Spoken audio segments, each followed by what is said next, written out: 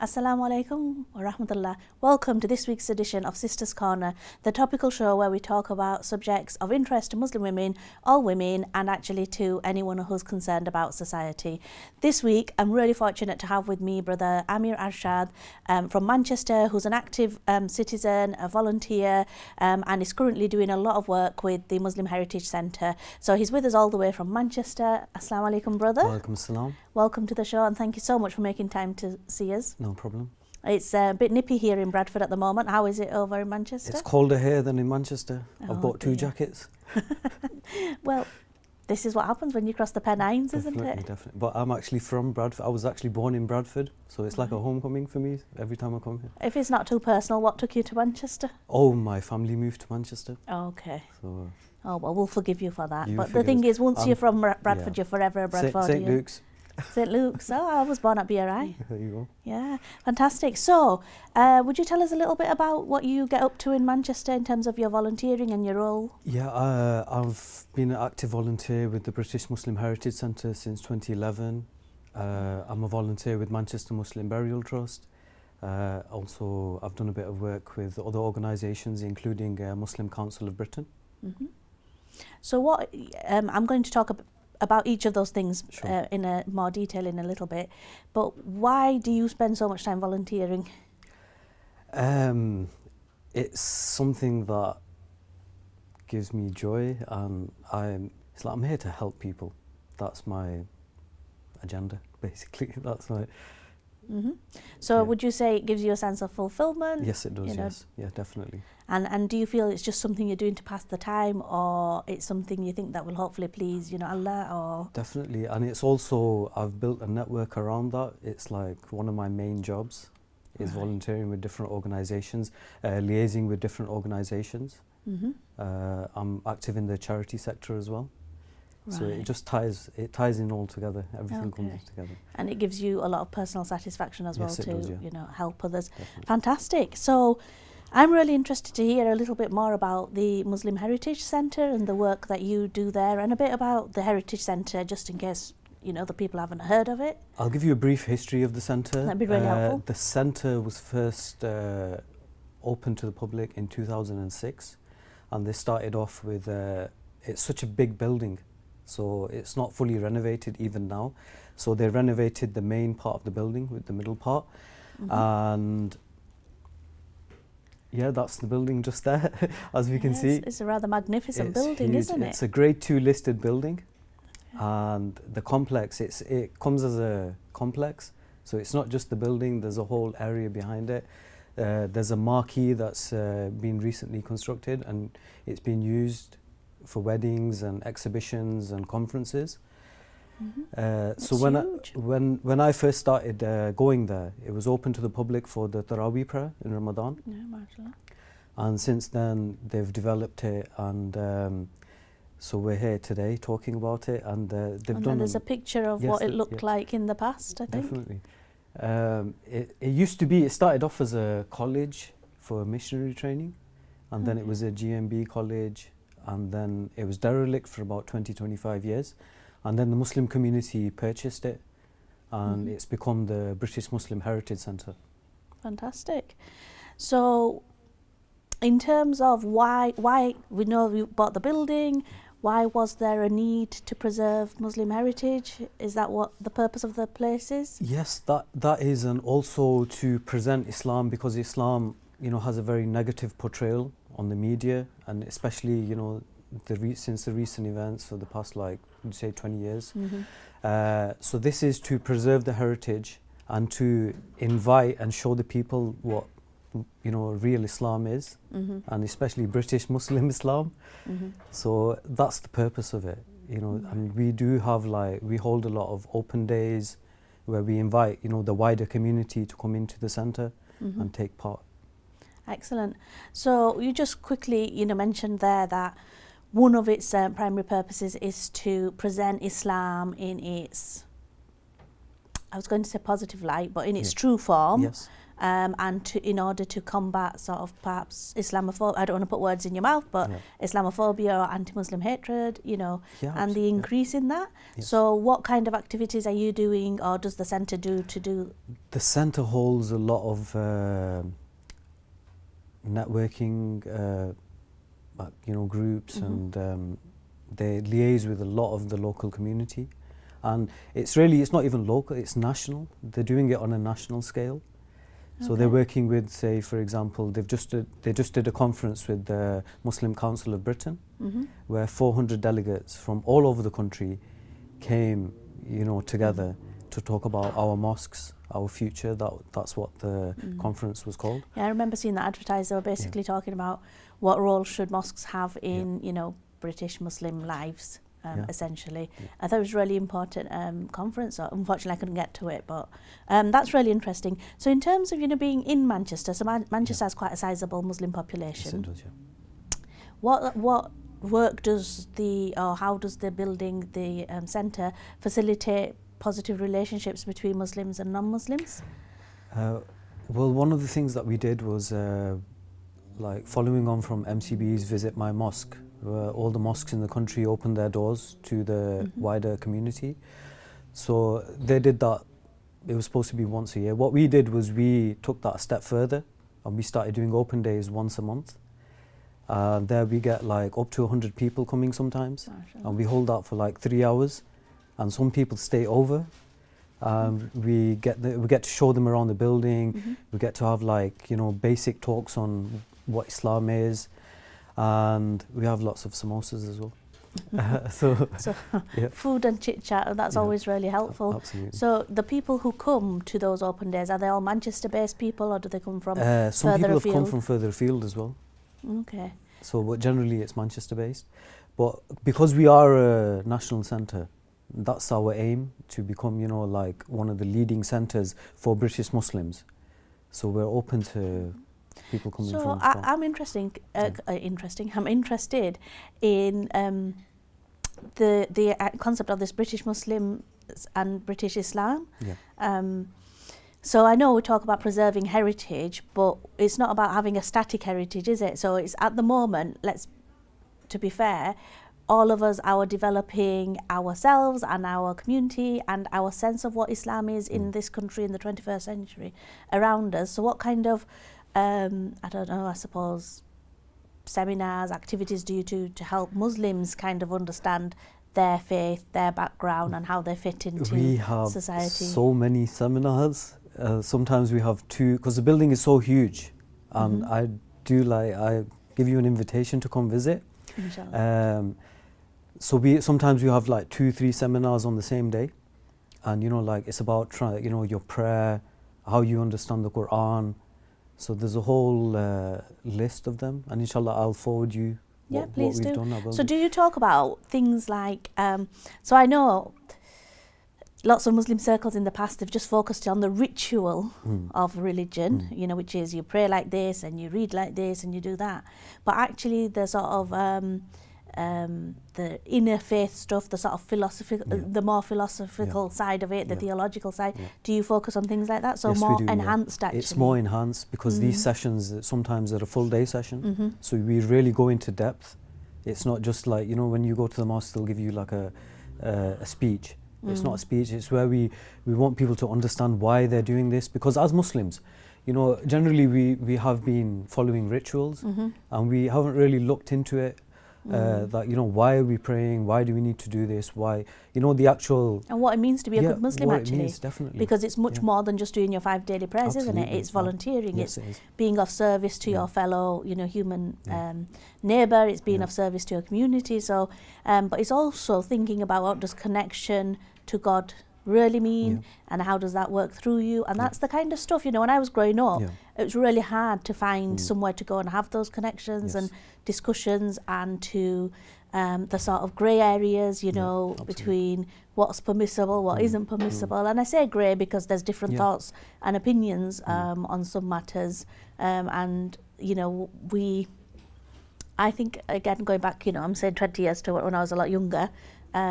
this debate was shut down a lot. Yes. So, you know, it was like, that is the only way and Yeah. end of, whereas it seems to be a bit more open. And See, I know where you're coming from, because I've had the same as well. But what I'm seeing now, and generally throughout the Muslim, because I travel a lot as well throughout the country, so I talk to different people, and I'm getting a sense of, you know, people, they've had enough of being shut down now. They want to question and understand, because if we don't, and you know, and there's not only one way. How I see Islam is, you know, Islam spread out throughout the whole world, because it's a very fluid religion as well. It's able to adapt to different situations, and that's what's kept it going for so long. So I think things are changing. I see a lot of positive things happening, and that's one of the reasons that I'm connected to this centre, the British Muslim Heritage Centre, because here I see a positive vibe. I see positive people coming in, trying to, you know, change the status quo. Like one of the projects that the British Muslim Heritage Centre is involved in is something called the Smart Masjid. And the Smart Masjid is, it kind of like, it evaluates, you know, what should a masjid really be doing? Is it just a place to like do the rituals, or should it be a community centre? Are we helping our youth? Are we helping the women? Because generally women have been pushed to one side. one side. Almost forgotten. Yeah, and we can't. And then people say, why do we have so many problems in society? If you're getting rid of the main, you know, provider of care, you're not helping them in any way. Like you're not letting them engage in the discussion, then things are not going to change. But inshallah, I see a lot of positive things happening. I mean, the other thing that happens if women aren't allowed in those spaces is, so like you said, they are carers. So the carers to some of the elders, the carers to some of the young people. Society's changing. We've got quite a lot of single parent families, usually headed up by a woman. This lady may be bringing up boys. And where do they get that sense of community? Where does mum get that sense of strength and that connection and tie to the Muslim ummah, if you like, if they're ostracised? And then that means they have to get their support from elsewhere. And particularly if you've got children, if for whatever reason a separation has been traumatic, or, you know, which usually there is some form of, you know, upset around it. Not all the time, I know, but usually if it's worse, if there's been abuse involved, where does that family get support? So, you know, I think it's really important. And then the other thing is the concept of ummah is really important in Islam. So the idea of brotherhood, sisterhood, you know, all of us being in it together, it only like half the community can benefit because, and you see it when you go to Saudi Arabia and you go to, you know, for a pilgrimage and you go to Mecca, Medina, and as a woman, you know, you really feel that deep connection that, my God, look around me, for once everyone believes in the same thing I believe in. It's an amazing feeling which adult women are, I frankly, and this is a very personal view, cheated of, because, you know, it also helps you heal and it does help your connection. It does, definitely. And otherwise, you know, we've got, as society changes and our family structures are changing, so that extended family network isn't as strong as it used to be in some cases, there'll be more elderly people lonely by themselves. So actually the mosques should be, in my opinion, a place where people can go for a bit of refuge, for a bit of love and care, but some human connection as well, because that's why, you know, you do salam, you shake hands, you hug. It's all that stuff is really healthy stuff that happens, which is, you know, encouraged in Islam. Benefits, you know, there's a psychological side to Islam as well, you know, why we do things. And, you know, like one of the things this centre offers is counselling, because, you know, like whoever's been through a traumatic experience, we need to heal. And me, when I look at the Muslim community, we are in a lot of pain, and we try to brush it under the carpet, but we need to, you know, come forward and heal ourselves in order to heal the community. And it starts off with one person. So inshallah, I've got projects that are to do with that as well, but like as we go along, inshallah, then I'll... So long as we're making progress and moving in the right direction, it won't happen overnight, will it? And, definitely. you know, inshallah, bit by bit. So you've just mentioned the SMART project, Smart Masjids project. And I suppose, does that mean smarter in terms of reflecting society? Yeah, it is, You know? like, it'll be focusing on youth, the elderly, women. Like, how are we using our spaces that we have? And mashallah, we have so many beautiful spaces that are sitting empty most of the time. So it's about making better use of that space. Now, the heritage, we have a lot of space. We've got so many, and the building is not complete yet. They're still doing renovation work. And inshallah, we have plans to extend it even further. Super. But this, like I said, it's going to be a centre not just for the local Manchester community. We want it to be a national centre where the British Muslims come together. You know, we offer training courses, how to do things better. Like one of the conferences that we just held recently with the Muslim Council of Britain, the speaker, we had workshops, we had speakers. So what we were doing is using their best practices, and they were like sharing with the rest of the community and the people that were there. So it's each one teach one, you know, which is really good. And that's really important, isn't it? As we go forward, the one thing to remember is there is no one Islam and there's no one way people do it, but then actually how do you keep connection and positive relationships and keep speaking and respect each other's difference and opinion, and we should still be able to be united in our obedience and love for, you know, the Maker. So correct me if I'm wrong, but does the centre also house a museum? Yes, it does. It houses an exhibition centre where the one that we've got at the moment is called House of Wisdom. So that is showcasing all the Muslim inventions throughout history. So there's about 25 different, like, what would you say? Artifacts. Yeah. We've got artifacts as well. Right. They've made like signboards with, like, you know, the whole history of that invention. Yeah. So it's quite an interesting one. And before that, we had stories of sacrifice, which was about our, you know, the Muslim contribution to the world wars, and that went on for quite some time, and then it moved around as well. Yeah. And I've got a suggestion for an exhibition for this year, if you can pull it together. So it's 100 years since women in this country received the right to vote. Right, Not all women, you know, it was all women was another 10 years later. But it'd be really interesting to have an exhibition on the, you know, rights, responsibilities, but actually the roles of Muslim women in the history and the making of Islam. Actually, you know, it's so overlooked. We've got in the House of Wisdom. There is one. I think she's from Morocco. She opened the first university in the world. Yeah, in Egypt. So we do have that. But like I said, that'd be something interesting, though. Definitely. Absolutely, and there's just so much, because there is a lot of focus on women and the contribution they make in society. But quite often, if you just look at even scientific inventions, women are overlooked. So major things. So we might know about, you know, I don't know, whoever invented penicillin, and I can't remember now. But you know, there'll be other women who've taken that much further, but there's very rarely we hear about them. So, and I think unfortunately we have the same problem in the way we remember Islam and the contribution sometimes. That would be really useful. So is your organisation, is it open to school visits? Do you get, yes, it is. It's do you get day trips out? Can you host people for that long? Just yesterday I was with one of the staff there, and they told me 1,000 school kids have been through this centre on school visits. So it's open to everybody. If you look on the website, then you'll be able to get all the information about what we're doing and stuff. Okay.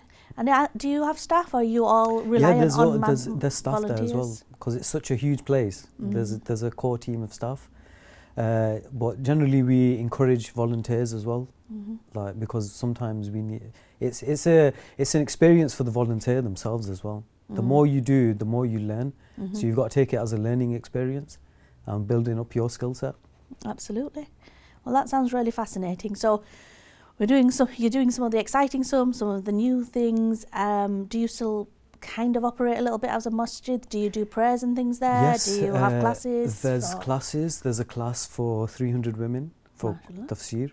All at the same time, or all different at the same points? Time, different points, yeah. But we can host. It's a huge place, and then we have the normal prayers as well. So the 5 prayers. We host the Jummah prayers as well, funeral prayers as well, Eid prayers as well, Eid festivals as well. So pretty much. So pretty much everything, yes. Super. So the Eid festivals and things you do, are they just purely aimed at the Muslim community, or do you do that more as an interfaith, you know, come and share in our joy activity? Yeah, they're very well connected to the interfaith, you know, organisations. So there's always somebody coming to visit. You know, just last week there was a delegation from America. So inshallah we're getting there now. We're on the map. Fantastic.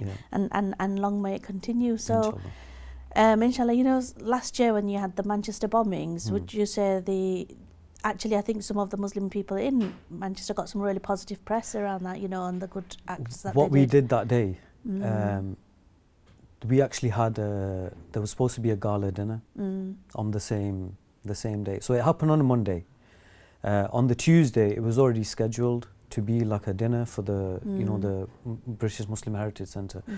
What we did is we scrapped that, and we had people coming, so we did a remembrance service instead. Right. We invited, like, it's very well connected to, you know, the local councillors. We have an MP there as well. He has his office at the Heritage Centre. Okay. So we invited a lot of dignitaries, and, you know, I think that's the press that you're talking about. Channel 4 were there as well. They were filming the event. So we did do something for that day. And it's really important for communities to come together. Yeah, I think one of the most important things is some sections of the community get accused of, you know, isolating themselves and, you know, staying away and not wanting to get involved. But actually, you know, we've got a duty as neighbours to look out for each other, even if you're not Muslim. Here we go out of our way to get involved. And, you know, that's our whole ethos, that we are there to, you know, be a beacon for both Muslims and non-Muslims as well. Absolutely. So, and honestly, it sounds like a really, really interesting initiative. And like you said, you've got an absolutely amazing building to work with. I'm not even going to touch how you're funding that. You know, I'm just going to say I presume it's partly on donations and the good nature of your congregation. You know, as it were. And like any other centre, I wish you the best of luck. Right. So. We've talked a bit about the building, some of the current activities and things that you do. You have the organisation, I presume, has a management committee.